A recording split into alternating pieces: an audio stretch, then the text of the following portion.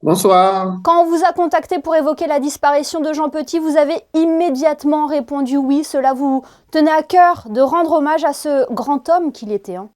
Effectivement, je ne pourrais pas ne pas accepter, même si ça fait très mal de devoir parler de lui maintenant au passé, quoi. Quel souvenir gardez-vous à ses côtés, Luc?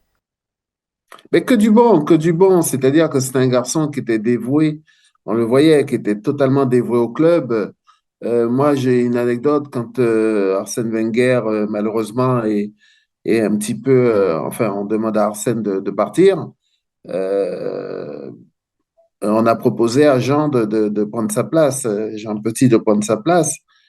Et il a beaucoup hésité parce que c'était quelqu'un de serviable, c'était quelqu'un de plus, comment dirais-je, plus fan de Monaco que Jean Petit, j'en connais pas, quoi. Et lui, il a simplement dit non, je veux pas prendre ce poste, tout simplement parce que je ne serai jamais à la hauteur d'Arsène, alors qu'il aurait pu l'être.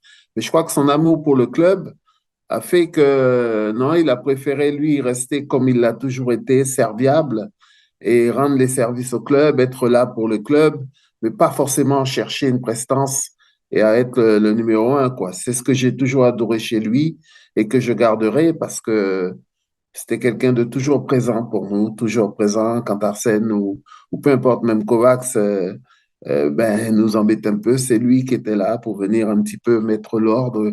C'était le patron. Moi, j'ai toujours dit, et je le redis encore, il y a deux boss pour moi à Monaco. Il y a deux grands monsieur, c'est Jeannot Petit et Jean-Luc Ettori. Voilà, ce sont les deux personnes pour qui j'ai le plus grand des respects. Et, bon, il y en a un qui nous quitte aujourd'hui, mais on gardera éternellement l'image de ce Jean Petit souriant.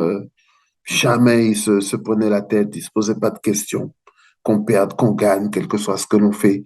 Il était celui qui venait nous consoler. J'ai quand même passé 8 bonnes années avec lui et il va me manquer terriblement, c'est sûr. Ouais, avec lui, vous allez être champion de France en 88. Vous allez aussi remporter la Coupe de France en 1991, hein. Ouais, ouais, c'est ça, c'est ça.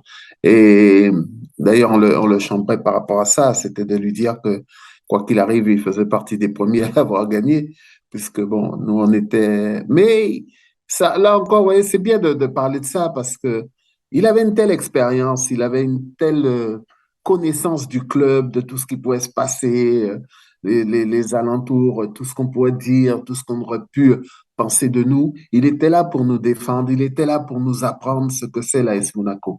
Parce que l'AS Monaco n'est pas un club comme les autres. On a beau dire ce qu'on veut, c'est un club exceptionnel, c'est pas un club comme les autres. Donc il y a des, comment dirais-je, on a des règles, il y a des manières de se comporter, tout ça. Et Jean, c'était là, notre grand frère, il a toujours été là pour nous dire, voilà, de quelle manière il fallait agir, tout ce qu'il fallait, de quelle manière il fallait respecter ce club, l'écusson, comme il montrait souvent, il disait toujours, cet écusson-là, c'est pas seulement le prince et toute la famille princière, mais c'est aussi nous, c'est aussi nous. Et on est content quand on a fait partie d'un club pareil et qu'en plus, on a eu la chance de côtoyer un garçon comme Jean Petit, quoi. Ouais, il a vu arriver tout le monde à l'AS Exceptionnel. Monaco, hein. Ouais, c'est ce que je disais toujours. À l'inauguration, partout où on passait, en fait, je lui disais, ben, tiens, ça c'est chez toi, Jean, ça c'est chez toi, ça c'est chez toi. Tout était à lui, en fait. On a l'impression qu'il avait tout connu, et je le dis, lui et Jean-Luc Ettori, d'ailleurs, c'était les deux, pour moi, les deux garçons qui ont, je sais pas, c'est tellement immense qu'on n'a pas de mots pour décrire ce que représentait un garçon comme Jeannot. J'ai pas j'ai eu tellement de mal, j'ai eu tellement de tristesse, et j'espère surtout que le club mettra en bonne place la mémoire de ce garçon parce que c'est bien d'avoir donné, c'est bien d'être le plus grand joueur, c'est bien d'être tout, mais quand ils sont partis, il faut aussi continuer à respecter leur mémoire, il faut aussi continuer à dire haut et fort que ces gens-là, ben, c'est eux qui ont porté le club, c'est eux le capitaine, le fameux brassard là, qu'on donne au capitaine, ce brassard-là, ben, Jeannot, il aura à vie, Son nom restera jamais gravé à l'histoire du club, hein. C'est lui qui a mais je écrit l'une des plus l'espère. belles pages du club. Ah oui, c'est la plus belle page, c'est lui. Ben oui, Jeannot, il a été de tout. Tous les titres qu'on a eu à Monaco, il était là. Et moi, j'espère qu'il aura.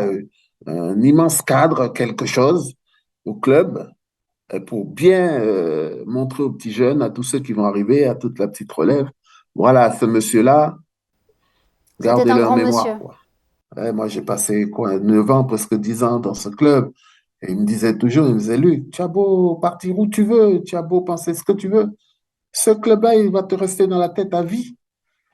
Mais moi, aujourd'hui, c'est Jean Petit qui va rester dans ma tête à vie, quoi, En tout cas, avec le merci. club.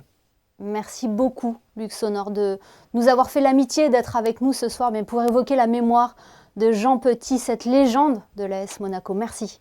Ouais. Merci à vous. À bientôt. Merci beaucoup.